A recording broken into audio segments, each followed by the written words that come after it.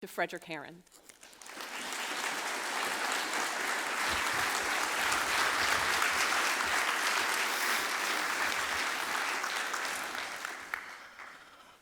Good morning. Before I begin my speech, I just want to say that I think InnoTown is such a beautiful celebration for human creativity, and that is what I've been studying. I've been studying human creativity for the last 25 years, and I'm here to talk about what creativity is. I'm the opening speaker, so what creativity is, but also what we can learn about creativity from different people, different cultures around the world. So actually, last week, my son, who's 8 years old, had a presentation in school, and he was supposed to talk about what does your parent do. And he was supposed to say, my dad is a creativity expert. But he said, my dad is a creativity explorer. So from now on, I'm a creativity explorer. And what I do is that I go around the world and I interview creative people. I believe that everyone is creative, but I also believe there are different styles of creativity, different types of creativity. Just like there's dance, as we saw this morning, or food, and food is food, and dance is dance. But there are different kinds of dance, and there's different kinds of food. So there's Norwegian food, and there's Thai food, and there's Japanese food, and so on. So my hypothesis here is there is human creativity, but there are different kinds of human creativity. So I am on a journey, or an exploration, I guess, to find out more about the different facets of human creativity. So I go around, I interview a Thai paper artist, or a Swiss watchmaker, or a Malaysian miniature statue designer, or any creative person I can find, and see how is creativity different in different parts of the world. And that is what I will speak about.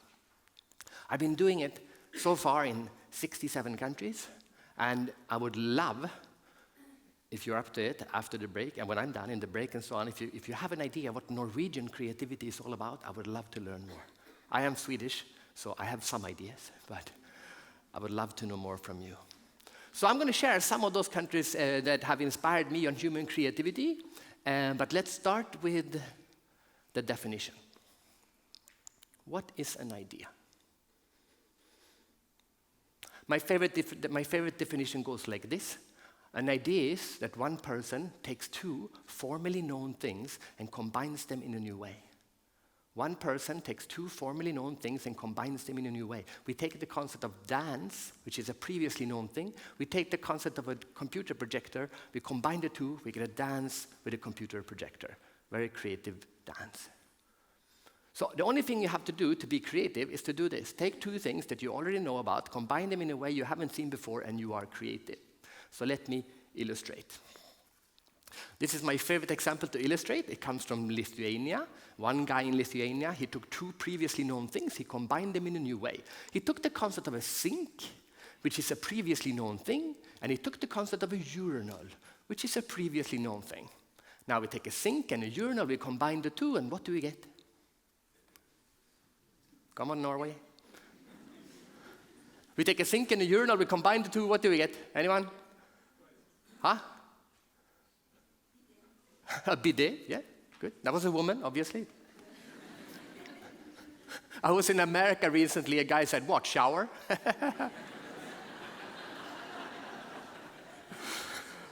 I said, now we know more about you than we would like to think. Apparently it's 60% of us. No, you take a sink and a urinal, you combine the two, you get this. Now the men get it, the women are still confused. So this is how it works.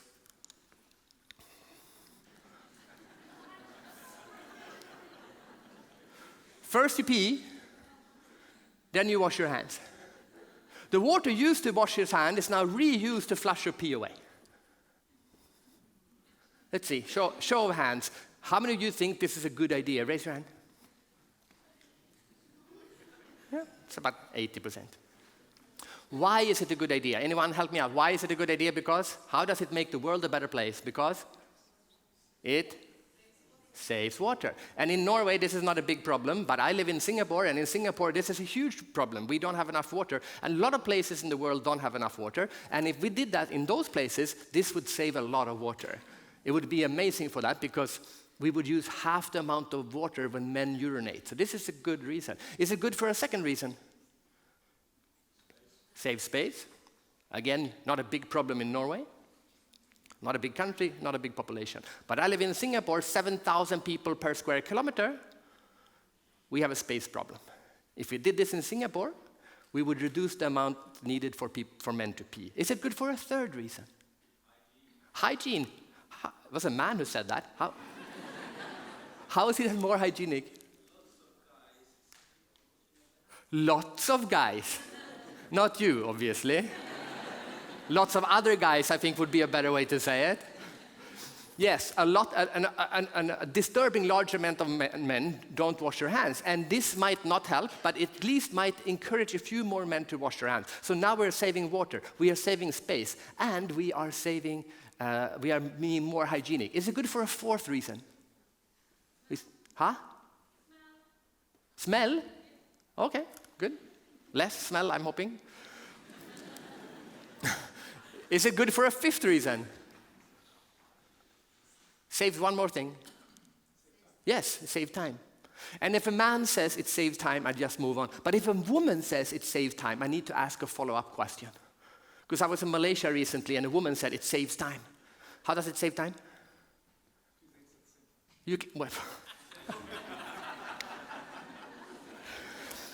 He said you can do two things at the same time.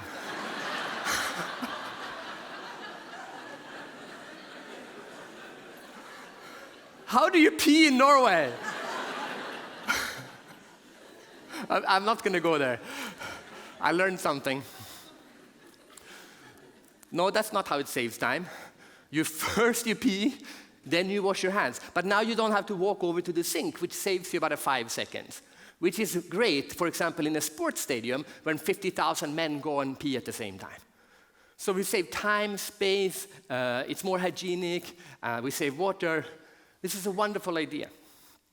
Now, the reason I love this idea so much, this is not the best idea in the history of mankind, but the reason I love this idea so much is because he took two previously known things. He took the concept of a urinal, which is 2,000 years old, and he took the concept of a sink, which is 2,000 years old, and he took two things that are 2,000 years old, he combined them, and he made it better in at least 5 different ways. That's the power of human creativity. So the definition of an idea looks like this. An idea equals that a person, P, takes his or her knowledge and information and combines it in a new way. A person takes his knowledge and information and combines it in a new way. Now, what is the difference between knowledge and information? Knowledge is things that you already know. All the things you learn from school and from your parents and from your culture, everything you know. Information is new things that you didn't know while you go to InnoTown to learn some new things. Now that becomes knowledge, but when you don't know it yet, it's information, or call it input, or call it inspiration. And that's why it's so important to have an education, of course, but it's also so important to get new inputs, so you can combine it with your old knowledge. Does this make sense? A person takes knowledge and information and combines it in a new way. It's not the person with the most knowledge that has the most ideas. It's not the person with the most information that has the most ideas. It's a person who has a lot of information, a lot of knowledge, and the ability to combine it in a new way. So the plus is key. Leonardo da Vinci, classic example. So much knowledge and collecting so much information, and then rearrange. Let's take a tank and take a bird and make a helicopter and so on. Now here's my point. If this is the definition of one idea, an idea equals that a person takes knowledge and information and combines it in a new way, then this also becomes true. That the number of ideas generated equals the number of people times the knowledge they have and the information they have access to, and of course, their ability to combine it in a new way. And this is why we're living in such an unprecedented time. Because as you know, but as we don't normally think about, what has happened to these things? Let's start with people. What have happened to the amount of people on Earth? An explosion. There were 1 billion people 200 years ago. There were 1.6 billion people 100 years ago. There were 3.5 billion people when I was born. We have doubled from around 3.6 to 7.7 during my lifetime. An explosion of humans. Not so much here in Norway. I think you double in the last 100 years or so. So most of this change is happening somewhere else. So a large explosion of human brain capacity. But just because we have humans doesn't mean we have ideas. We need humans with knowledge and information and the ability to combine it in a new way. So what has happened to this? What have happened to the people who have knowledge? Well, 200 years ago, 85% of humans were illiterate. They couldn't even read and write. Today, more than 85% can read and write. And almost 7% has a university degree or a college degree. So not only do we have humans with knowledge and education. Now, last one, in access to information. This is almost mind-boggling, but because we now are so used to the concept of the internet, we don't really understand how mind-boggling this really is. What has happened to the access of information in the world in the last 25 years? If someone would have told me when I was 20 years old that when I'm 50 years old, anyone living in Bangladesh can access almost all information in the whole world through a small phone, I would have laughed at the concept. Now it's possible, and soon it will be free everywhere on Earth, very soon. So an explosion of people, an explosion of knowledge, an absolute explosion of information will, of course, lead to an explosion of ideas. And that is exactly what is happening. You don't feel it so much here in Norway because most of this change didn't happen here. And that is why I spend half of my time in developing countries. Bangladesh, Pakistan, South Africa, Kenya, wherever I go. Because I want to understand, what does this mean? When China is leading in mobile payments, and Indonesia is leading in mobile advertising, and Kenya is doing mobile payments, and all, what does this mean? Here's the problem. The problem is that change is now so fast that we are not keeping up. It's so fast, we don't even want it to be this fast. The road is turning very quickly, but we are not turning the car quickly enough. And I'm going to illustrate this with something that happened to me about 6 months ago. I was delivering a speech for chicken farmers, chicken breeders, companies that breed chickens. Very, you would think, normal, a run-of-the-mill industry. The day before the conference, we're doing a click-through. We're clicking through the slides, and I have a slide. I have this slide. It's one of my slides. Has anyone tried this Impossible Burger? Anyone raise your hand? Anyone? It's a plant-based meat. It's not meat, it's made out of plants, but it has the texture and taste very, very similar to beef. I just tried it on my 8-year-old without telling him it wasn't a meatball, it was a vegetable ball. I didn't tell him, he had no idea. And every version of this becomes better and better. And soon, we won't be able to tell the difference. This is plant-based meat. This, of course, will affect the chicken industry, because chicken is the cheapest protein. If you want to buy meat, but you can't afford beef, you'll buy chicken. That's what chicken is. If we can get even cheaper proteins and have the texture of meat, this will affect the chicken farmers. So I thought I should show this to them. What does this mean for chicken farmers? When I was clicking through my slides, I came to the slide, they stopped my rehearsal, and they said, Fredrik, why is this picture here? I said, because I want to talk about how this is going to affect your industry. They said, Fredrik, take it out. I said, what do you mean? Take the slide out. We want you to talk about change, but not this much change. Okay. Oh, by the way, I have to share with you. Because I was there, I now know about the latest trends in chicken farming. Would you like to know? Because the other speaker had a slide with the 5 hottest trends for 2019 for chicken farming. I said, this is amazing. You know what the number 1 trend is? AI. AI. I said, oh my God, artificial intelligence is affecting chicken farming? I go up to the guy, I said, this is amazing. Everyone is talking artificial intelligence, but I didn't know chicken farmers were into it. He goes, what do you mean? I said, AI. No. Aviation influenza. Bird flu. Number 1 trend.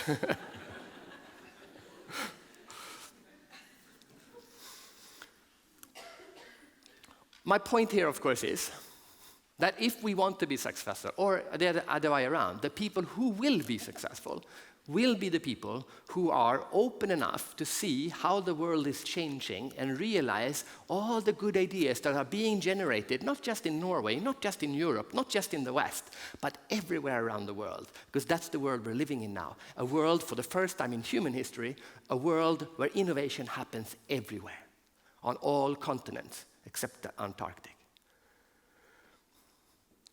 And there are different kinds of creativity. Normally, when we think about creativity, we think about this, the Western style, or more specifically, the American style of creativity. That's the classic one.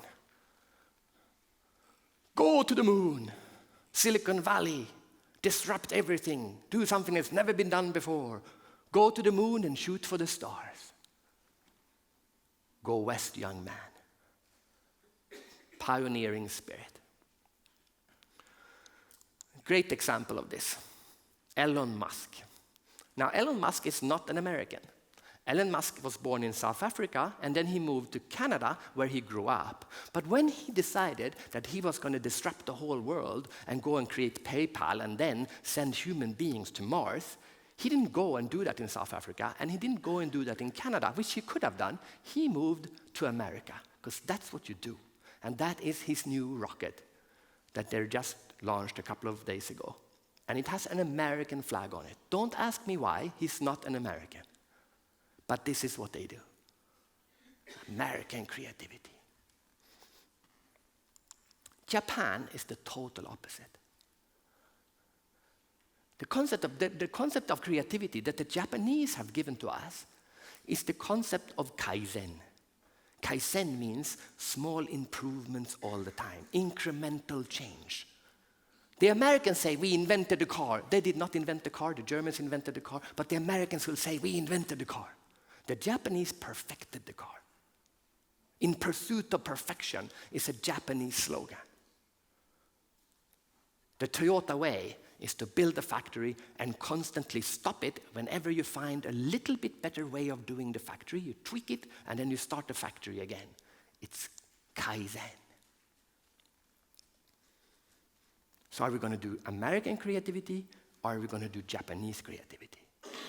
Totally different aspects. But these are only 2 countries. There are 200 countries on earth. What about Thai creativity? What can we learn about creativity from the Thai? What about South Korean creativity? What about South African creativity? What about Brazilian creativity? Just like there's sushi and pasta and Thai food, there's all these different kinds of human creativity, but we don't know about them. So I will give you some now. Some examples about how human creativity have inspired me by visiting different countries. But before we do that, a disclaimer. I am not saying that this is nationalistic stereotypes. I'm not playing on the stereotypes, just like not every Japanese person will eat sushi, or not every Italian will eat pasta. Or that Italy is the only country that has pasta. China also has pasta. Italy took it from China. I'm saying, just like sushi inspired, Japanese gave us sushi, they also gave us kaizen. There's something to learn from this country or this culture. It doesn't mean everyone is like this. So let's start. with China. So in 2005, I left Sweden and I moved to China. Why did I do that? Because in the 5-year plan that China launched in 2005, for the first time ever, the word innovation took center stage.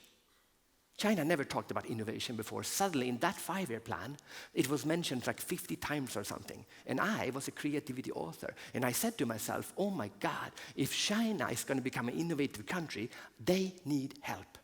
I need to go and help them. So I moved to China to teach creativity to the Chinese people, because obviously China don't know how to innovate. Chinese people are not creative. Chinese people only copy. That's how we look at it. That's how we used to look at it 10 years ago, and for hundreds of years. China only copies. I lived in China for 3 months before I started to realize. I lived there for 2 years, but after 3 months I started to realize I'm not here to teach the Chinese anything. I'm here to learn from the Chinese. They are super creative in China. They're just creative in a different way. So what can we learn from them? Now, first of all, it is true that they copy. I'm the first one to say it. They copy. You can buy a fake egg in China. They take the egg, they empty it out, they sell that, put something else inside, sell it again. There's a fake BMWs in China. They're fake everything. This is my favorite example. This is a city outside Shanghai for 30,000 people, which is an exact replica of a Swedish town. Sigtuna, outside Stockholm. Have you been to Sigtuna? If you've been to Sigtuna, you know it looks exactly like this. Some mayor decided to go around in Europe, look at all the cute cities we have in Europe. I'm sure he came to some Norwegian cities, and he looked at them and said, wow. And he came to Sigtuna, and he said, wow, look at this city. This is such a cute city. This is the one. And they took 1 million pictures, and they went back, and they built an exact replica. Except the characters. Every house is where the house would be in Sigtuna. Every tree is where the tree would be in Sigtuna. There's even a church. Why is this funny? Because they are not Christians. But there's a church there, but let's build a church. They copied a town. And we like to say in the West that China is not a threat because they will only copy, but we will innovate. But then I met this woman, a young woman, 30-year-old. Her name is Amelia Hende, Chinese young, super creative woman. Works for IDEO. And she said, Fredrik, you Westerners, you just talk. That's all you talk about, innovation. You talk about intellectual property. You talk about patents. You talk about copyright. She said, Fredrik, listen to me. It is not about copyright. I said, no, it's about copying right.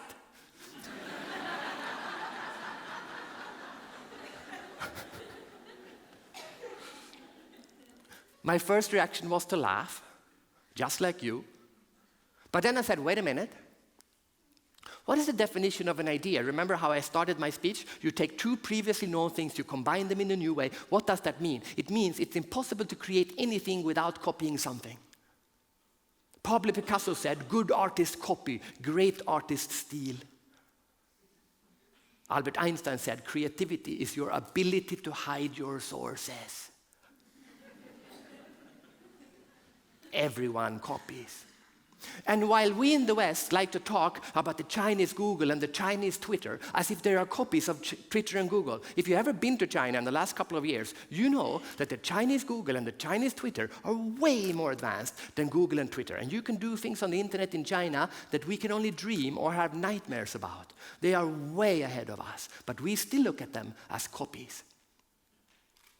What they did is they went everywhere and they looked at what everyone else is doing, and then they said, let's copy right. When I was in China, there was a conference in 2007. And you can see this is a long time ago because there were 4 people on stage. Those 4 people was the head of Ericsson from Sweden, the head of Nokia from Finland, the head of Motorola from America, and me. Good timing.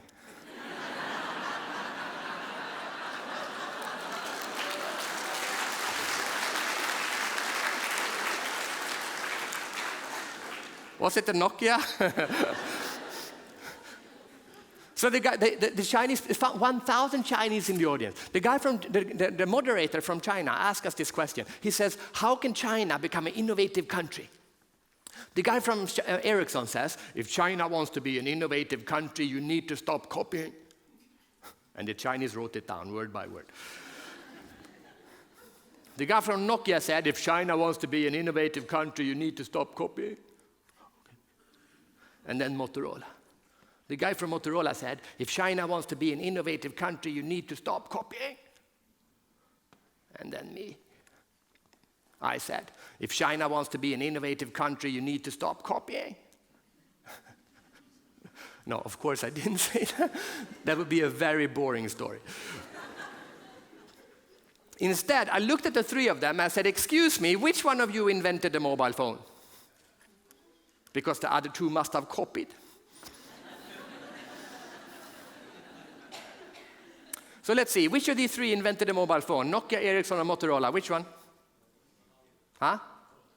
Motorola. Okay, I'm from Sweden. Let's try again. Who invented the mobile phone? No, Motorola.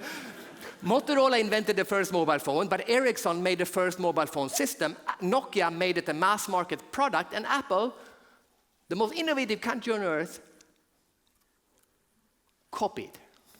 And they took the concept of a mobile phone, they took the concept of a computer, they combined it, and they copied it right. Because when every other mobile operator said, let's do a mobile phone that has a computer, Apple said, no, let's make a computer who is a mobile phone. And Nokia, Ericsson, and Motorola died because they didn't copy right. Everyone copies, and we can copy more, and we should learn that from China. Now, what about Mongolia? What can we learn about creativity from the Mongolians? Well, first of all, it's a huge country with very little people, and most of them, not most of them, a lot of them are nomads. So last year, for 10 days, I went to Mongolia and I lived with the nomads with my friend Kevin, who's writing a book about the nomadic mindset. And we lived with them for 10 days to try to understand what can nomadic people teach us about creativity. And I had this epiphany or this insight. What does it mean to be a nomad? Anyone help me out? What's a nomad? Someone? A nomad is what? Huh? Yes, someone who moves around, or someone? What's the other meaning? Someone who moves around or someone who? Correct. Those are the two most common definitions, someone who always moves around or someone who doesn't have a home. And in the dictionary, those are the two meanings. But if you look up the meaning of the word, the etymology of the word, what the word actually means, it's none of those. The word nomad means in search of greener pastures. Letar efter grönare bete. In search for greener pastures. You see, a nomad has a home. That's their home right there. And they will put that home up in the best place on earth. Where's the best place to live right now? It's right here. Let's put our home right here. And they live there until there is an even better place to live. Then they take the tent out, they move for a while, and then they put it up in an even better place. The key here is not that they always move around. The key is not that they don't have a home. The key is that they always question, is this the best place to live? As one of the nomads told me, he said, you Westerners, you think nomad means a movement of the body. It means a movement of the mind. There's a better place somewhere. The best example of this is nomadic mindset and creativity is Amazon. Jeff Bezos, he created Amazon and said, I'm going to sell books online. And he did. And then he said, you know, I'm not going to sell books online. I'm going to sell everything online. So he started to sell everything online. And just when he started to make money, and the investors thought, now we're going to get payback, Jeff Bezos says, no, I'm not going to sell. I'm going to, all these servers that we have, we're going to sell these servers to other people, Amazon Web Services. And just when they started making money on that, he took all of that and invested that and bought a grocery store. And then he bought the grocery store, and then he started to compete with Netflix, with Amazon Prime. And now they the last few days, just launched a distribution company to compete with DHL. Every time we think they are dominating an industry, they move to an even greener pastures. They change their mind.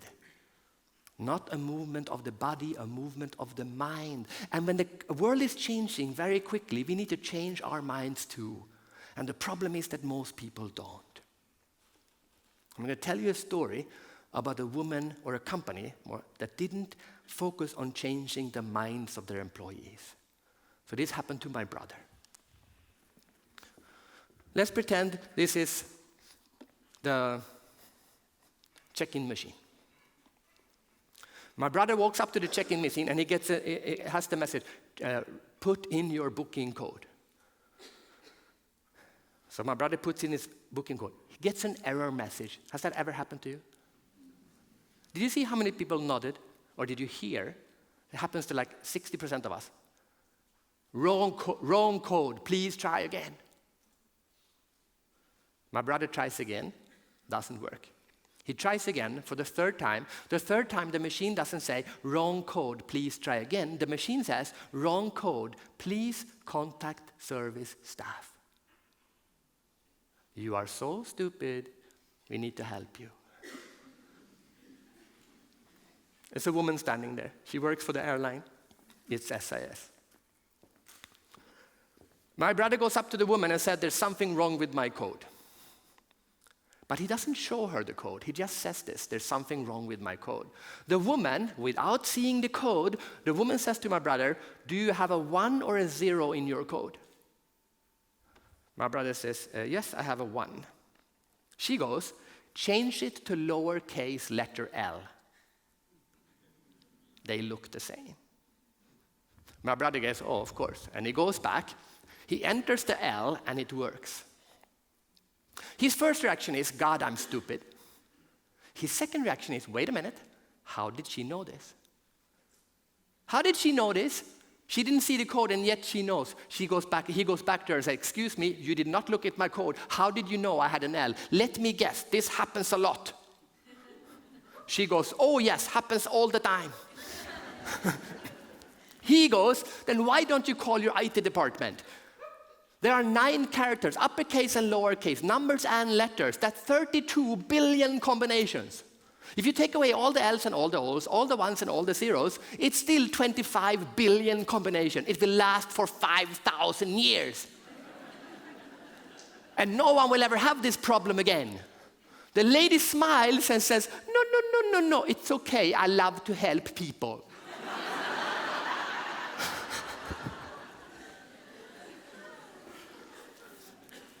She forgot to change her mind. You see, her job used to be, my job is to help people check in. But her new job is, my job is to make sure people have no problem checking in themselves. But she continued in her own mindset. That's what we can learn from Mongolia, the nomadic mindset. Always look for greener pastures by moving our minds. How about Iceland? What can we learn about creativity from Iceland? So I went to Iceland. And of course, the Icelandic people gave us the Vikings. I know Sweden, Norway, but mostly the Icelandic were the cool Vikings. As they like to say in Iceland, you know what an Icelandic person is? I go, no, it's a brave Norwegian Viking. That sailed away from Norway and came to the Fare Island, and that's where we left the weak ones, and then moved on to Iceland. That's the brave Vikings. Now, the cool thing with Icelandic language, unlike Norwegian and Swedish, the cool with Icelandic language, it is the closest to a Viking language, because they didn't get Christian like the rest of us, so they still speak the same language. You can take an Icelandic person can read a book that is 1,000 years old and understand a lot of it. One of the words they have in Icelandic is heimskur. I love this word. It's my favorite word right now. Heimskur. What does heimskur mean? Heimskur means that if you were a Viking in Iceland and you lived on Iceland and you had a farm, you built the ship, you take some guys, you sail south. You sail to Norway and Scotland and France. And what were you supposed to do? You're supposed to steal, right? Steal as much as you can. weapons and sheep and clothes, whatever you could find. But most importantly, steal ideas. How do they farm in Norway? How do they make weapons in France? Go and pick up the best ideas and bring them back to Iceland. If you didn't do that, you were a heimsker. Heimsker means moron. Stupid person. I think maybe, I don't know if you have it in Norwegian. In Swedish, we have hemmad. Do you have it in Norwegian? Hemmad? If you always stay at home, you become hemmad. I think it's the same. The analogy here, of course, is that you need to pick up ideas from other parts of the world. The metaphor is, of course, for other industries. So I like to compare to the car industry. The car industry is right now going through huge change. We go from driving a car to the self-driving car, from a petrol car to an electric car, from owning a car to sharing a car with Uber and Grab. These are like huge changes, from hardware to software. One of these changes would mean the biggest change for the car industry in the last 100 years. And now they have 4 of them at the same time. Huge disruption. But the car industries are so anal. I'm sorry if you work in a car company, but if I do a lot of work for car companies right now, because they are struggling to keep up. The best self-driving car is from a startup, Tesla, and the best electric car is from a startup, same one, Tesla. If you work in a traditional car company, you say you work for Volvo, and you ask them, hey, where did you work before? They will always say another car company, like BMW. So they just switch within the industry, which makes it very incestual. They just come up with the same ideas. So I like to show this picture because this is the first car 100 years ago. And it's pretty much the same car today. There's 4 wheels, there's a petrol engine, there's a steering wheel, there's 4 people. I was at Volvo recently, I showed this picture, I said, come on, 100 years of innovation, how much have you actually changed? And one guy said, well, we turned 2 guys around. Because they only look at what other car companies are doing. But what is the big change that will totally transform human personal transportation in the next 20 years? What's the big disruption? What is it? Anyone? No, driverless cars are here today. What's the next big one that will come? Huh? Flying cars. Let me see. How many of you think that we will have somewhere in the world an electric, human-sized, self-flying, autonomous, human-sized drone in traffic anywhere in the world before we die? Raise your hands. You see? 90% of you. And this just happened in Dubai. This is a test in Dubai. It's not in traffic right now, but they are testing it. In Singapore, they will try later this year, which means the technology is 100% there. It's not technology stopping us anymore. It is legislation. But it is technically possible to do. And yet, not a single car company has shown a credible even prototype of developing a flying car. And it takes years to develop this one. This one is built in Munich, but not by a car company, by a startup. I was on the stage in Singapore 6 months ago, and the other speaker was the Minister of Transportation in Singapore. A minister, a politician. And he said, we will have fully electric, human-sized, self-flying human drones in Singapore before I die. And the guy in the front said, you mean that is how you will die?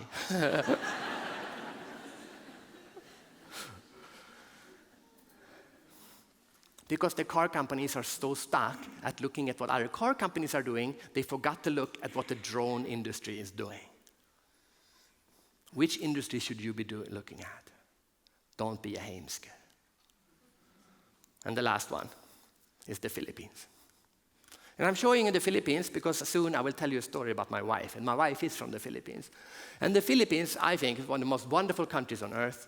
They are poor, and there's a lot of them, but they are so unbelievably, they have such a good approach to life. They just approach life from a happy place. And not, of course, there are angry Filipinos, they're very angry Filipinos, but overall, they just approach life from a very positive place. They approach it with humor.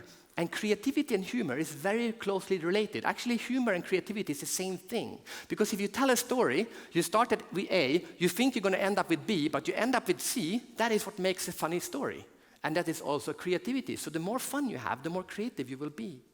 So I'm going to give you one example that I recently saw in the Philippines. They took two things and they combined it. They took the concept of a prison. This used to be the most violent prison in the Philippines. They took the concept of the prison, they combined it with Michael Jackson. Now you take prison and Michael Jackson, you combine the two, what do you get? You get this.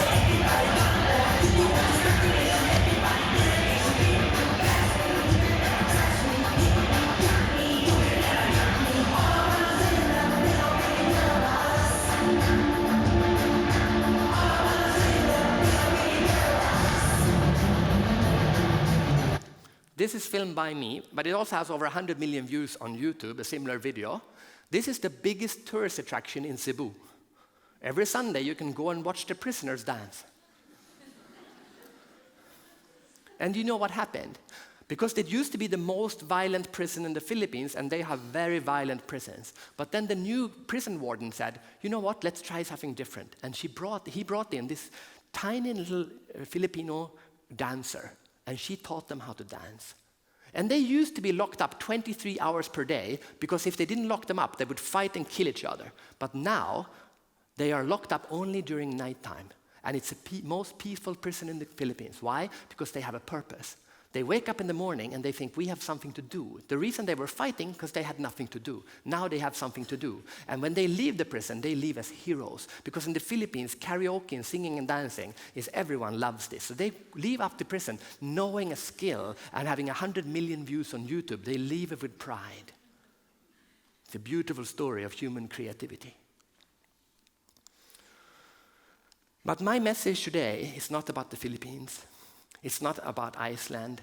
It's not about Mongolia or China or any of the other countries I visited to learn about human creativity. My message is the opposite. The message for me to you is to let go of your nationalistic identity. Can you please be a little bit less Norwegian? I know it was 17th of May, just a couple of days, and you're so proud of it.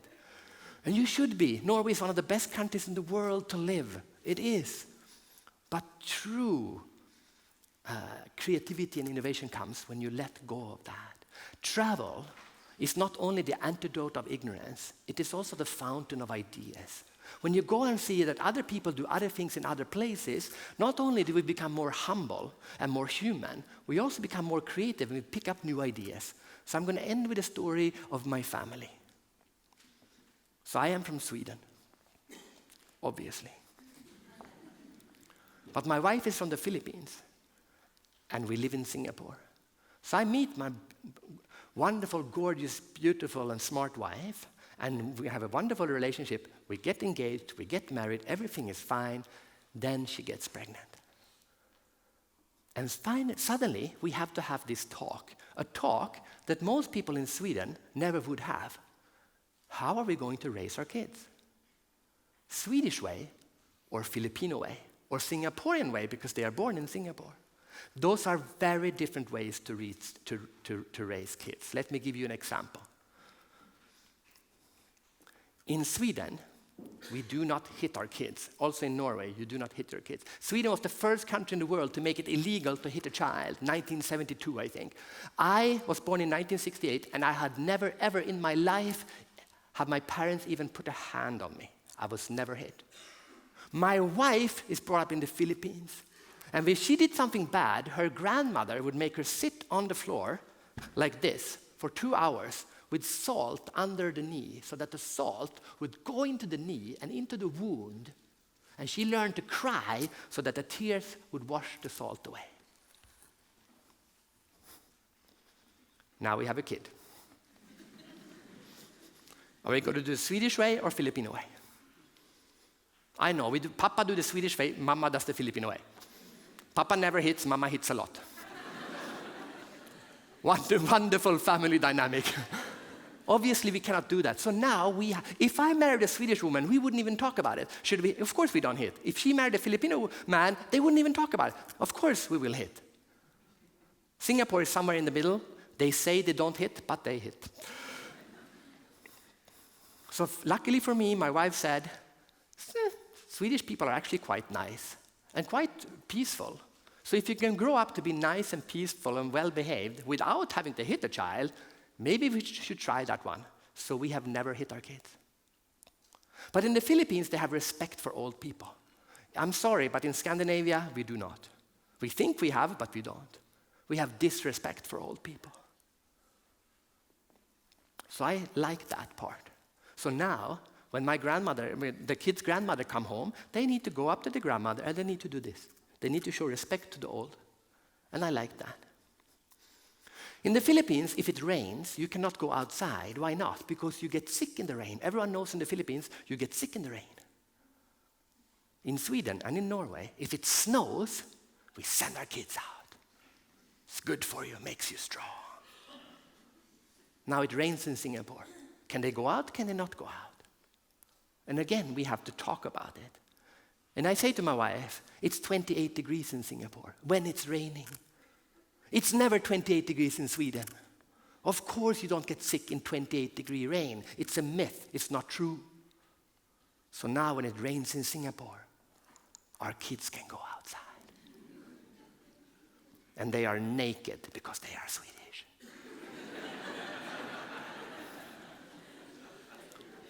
My message to you is that yes, Norway is the best country in the world in many, many aspects, but Norway could be such a much better place if you, people in Norway, learn to look at what everyone else is doing around the world and pick up the best ideas and take them and question that upon what yourself are doing. And if what they are doing is better than what you are doing, you switch and you do that. That is the power of human creativity. That is the power of human curiosity. And that is why we are here at InnoTown today. So I wish you a creative rest of the day. Thank you very much.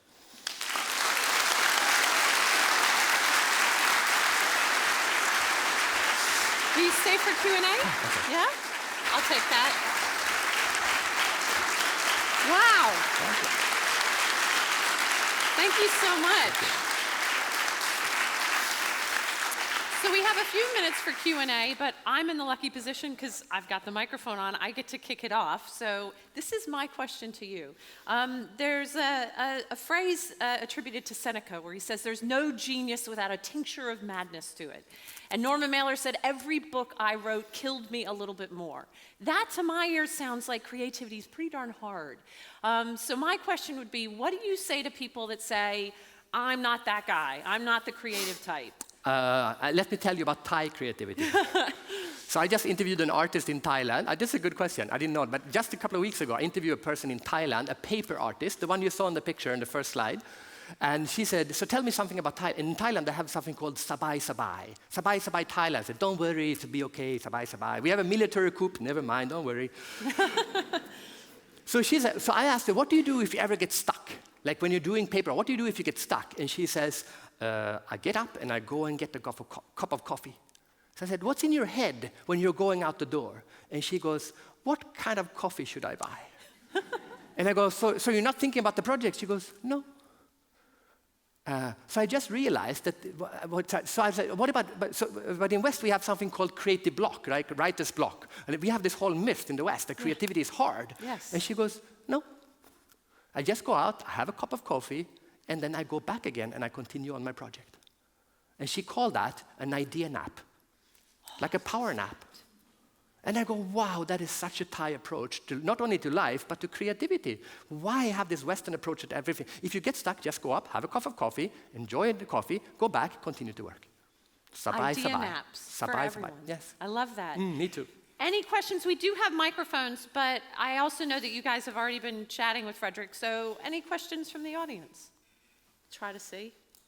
Oh, come on, I got you kicked off. I'm sure that there's at least one question in here. Oh, well done, sir. Thank you. Fredrik, why were you inspired to research creativity and speak about it? Why was I inspired to study creativity and do research about it? If I look back at it, I have an identical twin, so I grew up as a twin, and he also speaks about creativity, which is pathetic. But what I realized that if you have an identical twin, it's like having 1/3 yourself, 1/3 your sibling, and 1/3 your best friend. So I realized that the whole time I was growing up, whenever I had an idea, I could give this idea to him, and he wouldn't kill it like most people do. He would understand what I meant, and he would throw it back at me. So we had this thing where we always came up with ideas. And then in university, I wrote a book about the internet and marketing, which was in 1995, very early. And I realized afterwards, I never really liked the internet. I loved the fact that internet, you could take internet and apply it to any industry. Internet and travel, internet and conference, internet and car, and suddenly you can develop the industry. It was the perfect creativity tool. So after 5 years of talking about the internet, I switched. And I said, let's just talk about creativity, regardless if it's creativity and internet or just creativity or whatever else. And then in 2005, I moved to China. And that's when I started studying creativity from a global perspective. First Chinese creativity, then creativity in developing countries, and now just human creativity regardless where. Anyway, this year I'm going to North Korea and Afghanistan. And I already know that I already have the thesis of what North Korea can teach us about creativity. Who would have known? Amazing. Any other questions? Yes. Yes. What's the obvious thing? The identity. The identity of saying, no, but it's like, I'm wearing these shoes as an ironic statement, okay? It's an ironic statement. I don't identify as being Swedish. My analogy is this. Like, everyone, you're a woman, and you're a woman, and you're also a wife, and you're also a mother, and you also live in Ålesund, and you're also a part of the Western Norway, you're also Norwegian. Everyone can identify all of these 5 different identities, right? Everyone understands this. I can be more than one thing. But then we stop. Like very, very few. Maybe we also identify according to religion. I'm a Christian or I'm a Muslim. But most people, 99.9% of people, do not identify as a human being. Mm-hmm. And most of them, even if you do, you don't put that as your first identity.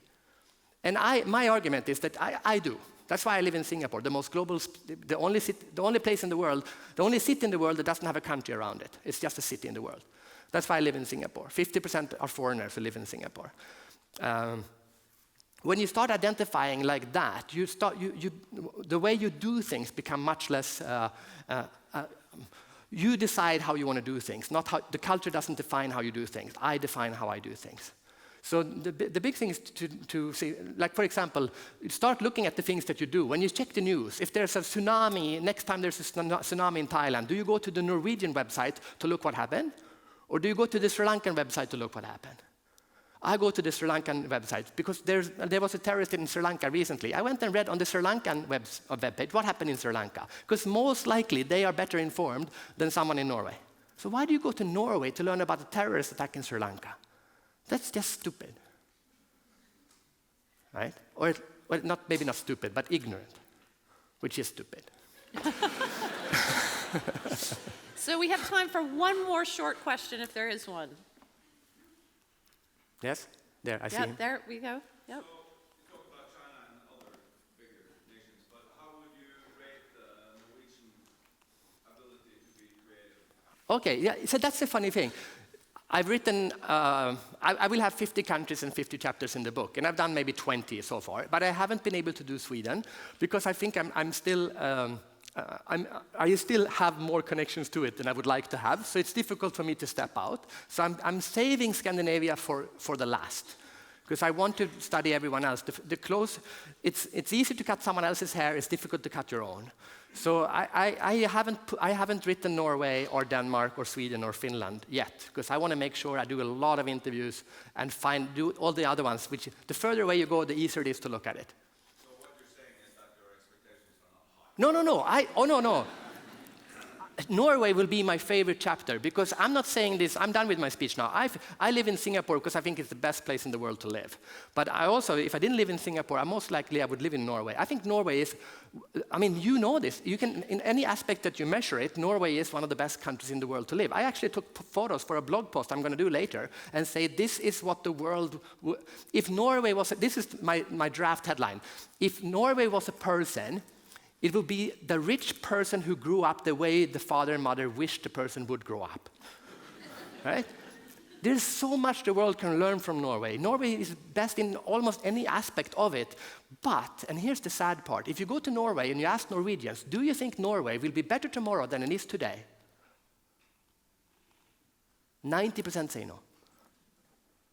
That's the part I don't understand. If Norway was a person, you are rich, you have no debt, you're well educated, you live peacefully, in an environmentally friendly, you have everything going. If this was a person, we say, this person has the potential to succeed in anything that they want to do. And yet you say to yourself, we're done. Doesn't get better than this. Norway can be 100 times better than this. That's where you need to let go and say, don't compete with other countries, compete with what Norway could be 100 years from now. That's a good way to end. Thank you. Thank you so much, Fredrik. Thank you.